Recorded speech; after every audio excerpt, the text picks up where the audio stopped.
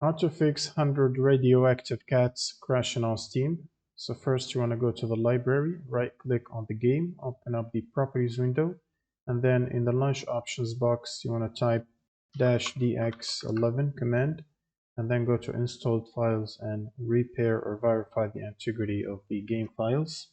And once this is done, you can close Steam and then open up your browser and navigate to Redist or search for Redist. Click on the first link from Microsoft, and then you will need to go to the second table, download the 86 version redistributable and the 64, both of them. You will need to download and install both of these right here. And before you restart your system, because this will prompt you to restart, you will also need to check if you have the latest NVIDIA driver installed.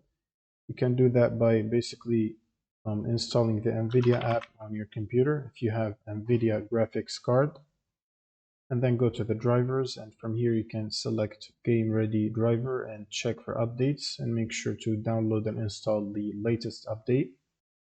And then you can restart your computer, and before opening the game you should right click on Steam and run it as admin, and then you can proceed to open the game up, and this should fix the crash issue. Thanks for watching and subscribe.